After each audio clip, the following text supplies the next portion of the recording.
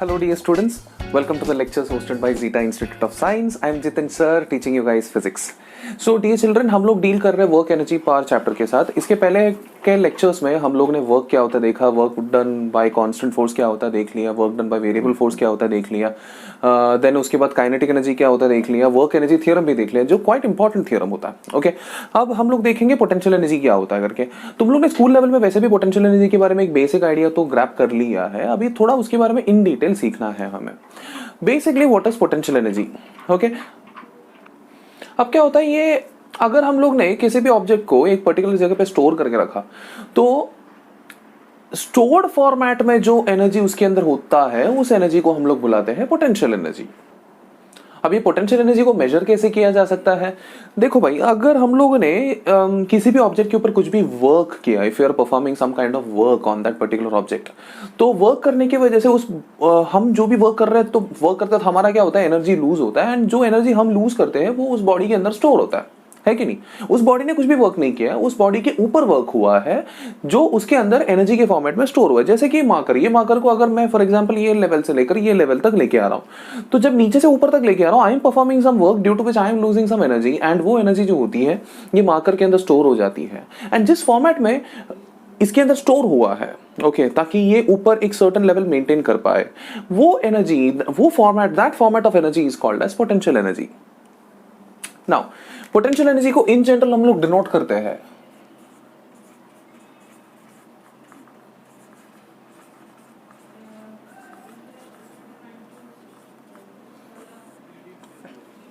ये रहा potential energy, जिसको हम लोग कैपिटल यू से डिनोट करते हैं. इन जनरल उसको कैपिटल यू से डिनोट किया जाता है. अब व्हाट इज पोटेंशियल एनर्जी. भाई potential energy it's nothing but potential, चलो हाल फिलहाल में du बोल देता. du is what, it's the fractional change in potential energy.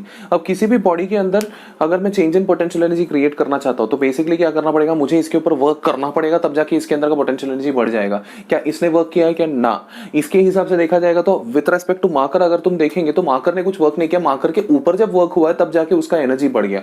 तो देखा जाएगा तो एनर्जी कितना बड़ा जितना मार्कर के ऊपर वर्क हुआ है. So energy, the change in potential energy will be equal to the change in fraction of work done on the particular marker. Okay. Now, यहाँ पर एक छोटा सा डिफरेंस है. छोटा सा डिफरेंस ये है कि मैं यहाँ पर नेगेटिव साइन के साथ इसको डिनोट करूंगा. क्यों नेगेटिव साइन के साथ डिनोट करूंगा, बिकॉज इट्स लाइक मार्कर ने वर्क नहीं किया है. ऐसा नहीं है कि भाई मार्कर ने वर्क किया एंड उसी वजह से उसके ऊपर एनर्जी स्टोर हो गया, ना. मार्कर को वर्क करने की जरूरत नहीं पड़ी, बल्कि मार्कर के ऊपर वर्क हुआ तब जाके उसका एनर्जी राइज हो गया. जब भी मार्कर के ऊपर वर्क होता है, जब किसी बॉडी के ऊपर वर्क होता है, okay, at that time we will say that particular work is not, work कर नहीं रहा है ना, वर्क हो रहा है, उल्टा हो रहा है, वर्क करने का उल्टा हो रहा है, वर्क करने का उल्टा हो रहा है. इसी वजह से मैं नेगेटिव साइन के साथ उसको डिनोट करता हूं. जनरली नेगेटिव वर्क बोलते हैं हम लोग उसको, ओके, जब भी वर्क करने का उल्टा होता है तो. सो पोटेंशियल एनर्जी उस मार्कर का कब बढ़ता है, जब उसके ऊपर वर्क होता है, दैट इज वर्क करने का उल्टा जब होता है. इसी वजह से I will write change in potential energy is equal to minus of dw. And आप तो जानते हैं कि भाई dw जो होती है that is basically integration of f bar dot dr बार. ये तो आप जानते ही हो. देयरफॉर पोटेंशियल एनर्जी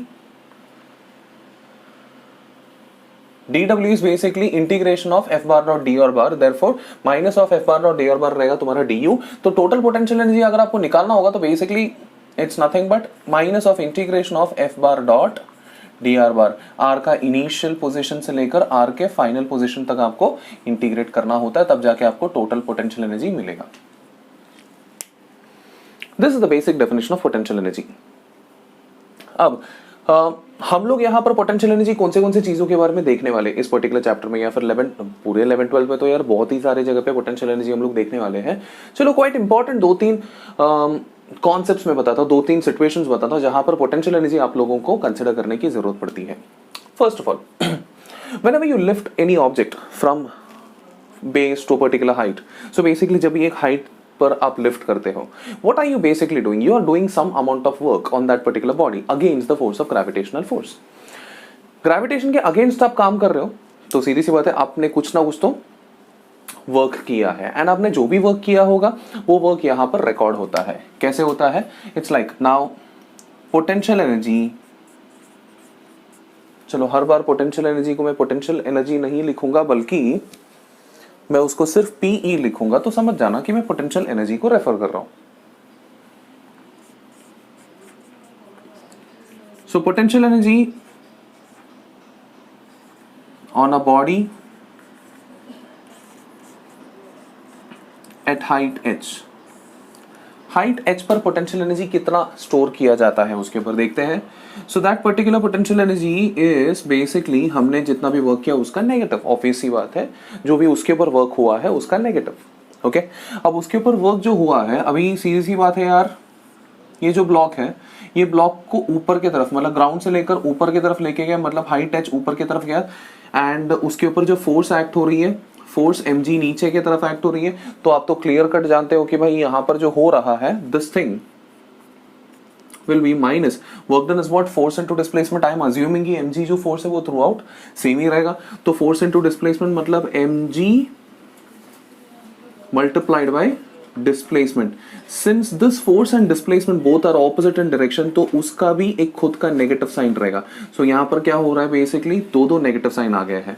ये दोनों नेगेटिव साइन मिलकर तुम्हारा आंसर कुल मिलाकर क्या हो जाएगा, mgh. तो कोई अगर पूछ रहा है कि भाई पोटेंशियल एनर्जी कोई भी बॉडी का कितना होता है at a particular height from the surface of earth, ये हाइट h कहां से है, अर्थ सर्फेस से है भाई, earth surface. So your answer will be mgh. mgh तुम्हारा आंसर होगा. This is one condition. इसके अलावा भी कुछ कंडीशंस होते हैं, जैसे कि potential energy stored in a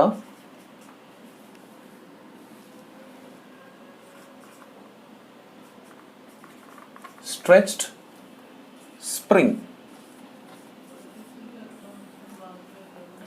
कोई भी एक स्प्रिंग को तुमने अगर स्ट्रेच किया, ओके, तो वो स्ट्रेच्ड स्प्रिंग पर कितना पोटेंशियल एनर्जी होता है उसके बारे में मैं आपको बताने वाला हूं. ओके, सो अगर यहां पर आपको लाइट की वजह से दिखाई नहीं दे रहा है, तो ये जो वर्ड है यहां पर मैं ये जो टर्मिनोलॉजी इसको मैं यहां पर नीचे पे लिख के दे देता हूं ताकि आप लोगों को प्रॉपर विजिबिलिटी मिले. Potential energy stored in a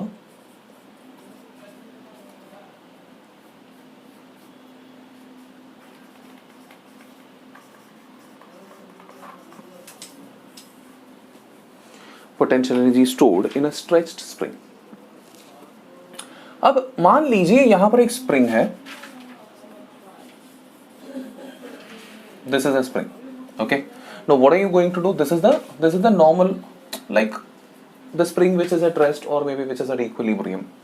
So what are you going to do now, you are going to either you stretch or compress. basically दोनों में सेम इफेक्ट ही होने वाला है. मान लीजिए आपने उसको स्ट्रेच कर दिया,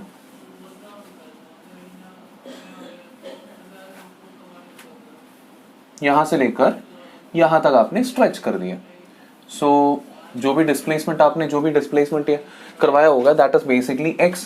यहां पर रिस्टोरिंग फोर्स जो है वो पीछे की तरफ एक्ट हो रही है, ये तो आप जानते हो, F पीछे की तरफ एक्ट हो रही है. अब ये भी आप जानते हो कि ये जो फोर्स है ना वो कांस्टेंट नहीं है. सी ऐसे मत बोलना रही है तो बहुत इजी है. पोटेंशियल एनर्जी क्या होता है, वर्क डन होता है. वर्क डन क्या होता है, फोर्स इनटू डिस्प्लेसमेंट होता है. ये देखो यहां से यहां तक लेके जाने के लिए फोर्स F लगा, फोर्स इनटू डिस्प्लेसमेंट, बात खत्म. No, it's wrong, it's not like that. ये जो फोर्स है ये फोर्स कांस्टेंट नहीं है. Force is depending on x.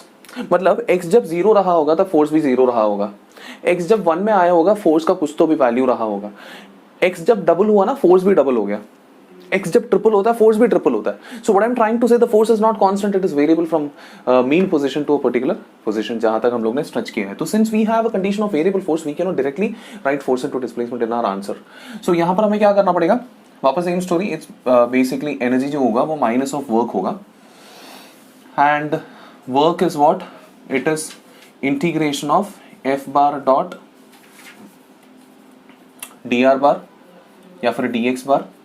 Okay, अब आप तो जानते हो कि भाई रिस्टोरिंग फोर्स तो पीछे की तरफ ही है ना. अब यहां पर मैं लिखूंगा माइनस, इट्स लाइक एक और माइनस आएगा बिकॉज ऑफ द डायरेक्शन, क्योंकि ऑपोजिट डायरेक्शन में है. माइनस f इंटू dx होगा. f के जगह पे आप जानते हो f का मैग्नीट्यूड क्या होता है भाई, वो तो kx होता है. सो kx dx होगा.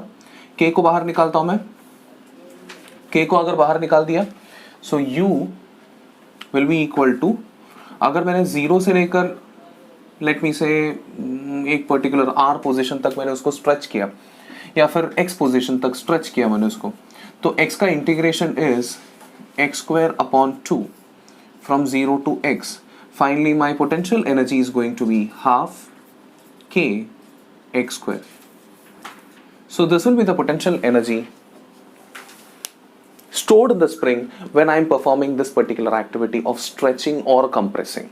So आप स्प्रिंग को जब स्ट्रेच करवाओगे, कंप्रेस करोगे, तो basically you are performing a work जो उस स्प्रिंग के अंदर स्टोर होता है in the form of potential energy, and वो पोटेंशियल एनर्जी का एक्सप्रेशन है हाफ के x square. So MCQ solve करते जब भी आपके सामने पोटेंशियल एनर्जी ऑफ स्प्रिंग वगैरह, एनर्जी ऑफ स्प्रिंग वगैरह आएगा, तो आप डायरेक्टली ये फॉर्मेट, ये एक्सप्रेशन यूज कर सकते हैं. I believe I am clear. So dear children, please note it down, please pause the video and note it down.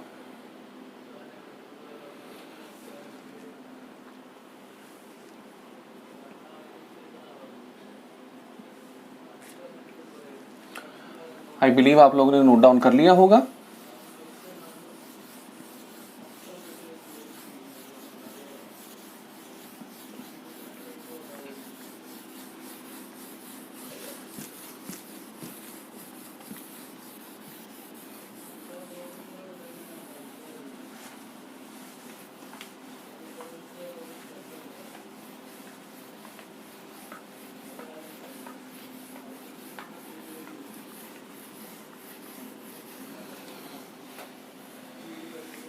जैसे मैंने बताया, पोटेंशियल एनर्जी तो बहुत सारे सिचुएशंस में यूज किए जाते हैं.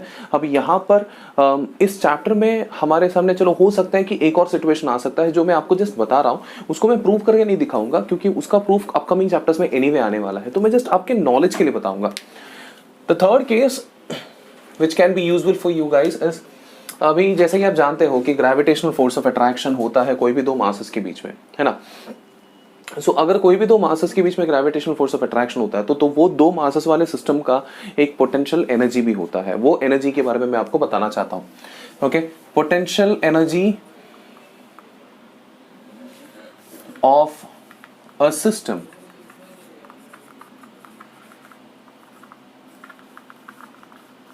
Having 2 point masses.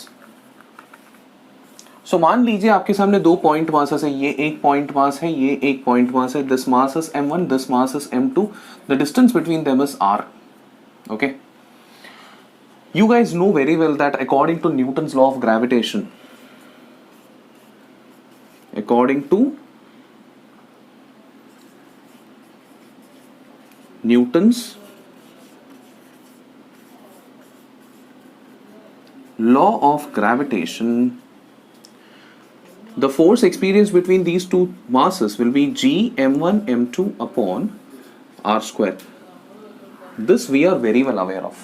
Okay, but इनके बीच में जो इसी सिस्टम पे ये दोनों मासेस को कंबाइन करके जो पोटेंशियल एनर्जी इसके अंदर स्टोर्ड है, that potential energy is u is equal to g m1 m2 upon r. And since attraction is happening in this case, therefore we use a negative sign. ये आपके दिमाग में fit कर लीजिएगा. अगर कोई भी सिस्टम के अंदर पोटेंशियल एनर्जी है, स्पेशली मतलब ये इसके बारे में और डिटेल में आप लोग यही चैप्टर में, दैट इज ग्रेविटेशन करके एक चैप्टर आपके सामने आने वाला है जो मैं आपको सिखाने वाला हूँ.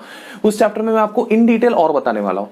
सो एज ऑफ नाउ इतना समझ लीजिए कि यहाँ पर नेगेटिव साइन इसलिए है क्योंकि ये दोनों मासेस आपस में अट्रैक्ट हो रही है. अगर रिपेल होती तो डेफिनेटली हम लोग वहां पर एक पॉजिटिव साइन यूज करते थे. ये क्यों यूज करते हैं नेगेटिव या क्यों यूज करते हैं पॉजिटिव, इसके बारे में इन डिटेल में आपको अपकमिंग लेक्चर्स में बताने वाला हूं. सो आज के लिए इतना ही काफी हो जाएगा. Please make a note of this. I believe आप लोगों ने नोट डाउन कर लिया. सो बच्चे लोग, आज के लेक्चर में हम लोग ने क्या सीखा? Potential energy. Potential energy in general उसका फॉर्मूला क्या होता है, and potential energy because of potential energy तीन डिफरेंट केसेस में भी हम लोग ने देखा कि पोटेंशियल एनर्जी क्या होता है, कैसे होता है, ये भी हम लोग ने देखा. पहले हम लोग ने mgh के बारे में देखा, फिर हम लोग ने स्प्रिंग फोर्स के पोटेंशियल एनर्जी के बारे में देखा, फिर हम लोग ने ग्रेविटेशन के केस में हम लोग ने देख लिया. I believe it is very clear. मैं आपको एक और चीज बताना चाहता हूं. We know very well that, अब मैं आपको क्या बताने वाला हूं, basically the relation between F and U, मतलब फोर्स एंड पोटेंशियल एनर्जी के बीच का रिलेशन बताना चाहता हूं. आप तो जानते हो कि भाई U is equal to minus of integration of F bar dot d r bar. ये तो आप जानते ही हो. इसी चीज को देखो, माइनस को इस तरफ लेके आ तो इंटीग्रेशन को इस तरफ लेके आ तो इंटीग्रेशन इस तरफ लेके आ तो क्या हो जाएगा, डिफरेंशिएशन हो जाएगा। तो ये क्या बन जाएगा, minus du is equal to F bar dot t r bar, ऐसे बन सकता है। So this is one expression. यहां पर हम लोग क्या एनर्जी फाइंड करने की कोशिश कर रहे हैं with the help of force, मतलब फोर्स को इंटीग्रेट करो तो एनर्जी मिल जाएगा। एंड ये dr को उल्टा इस तरफ लेके आ जाओ, that means force will be equal to minus of du by dr, मतलब dr इस तरफ आ जाएगा तो डिवीजन में आ जाएगा। That means what I am trying to say, अगर आपके सामने कहीं पर भी एनर्जी दिया and they are asking you to find force, आप सिंपली वो एनर्जी को डिफरेंशिएट कीजिए, आपको ऑटोमेटिकली फोर्स मिल जाएगा। ओके ये फॉर्मूला दिमाग में रखना बहुत ही एक्सट्रीमली इंपॉर्टेंट फॉर्मूला है। मतलब काफी बड़े बड़े कॉम्प्लिकेटेड सम्स होते हैं जो दिखने में काफी कॉम्प्लिकेटेड लगते हैं, बट ये एक सिंगल फॉर्मूले से वो इजीली सॉल्व हो जाता है। ओके सो बच्चे लोग आज के लिए इतना ही काफी हो जाएगा, ये नोट डाउन कर लीजिए जल्दी से, आज के लिए इतना ही काफी हो जाएगा। This is Jitin sir teaching for Zeta institute of science. See you next time, till then take care, bye bye.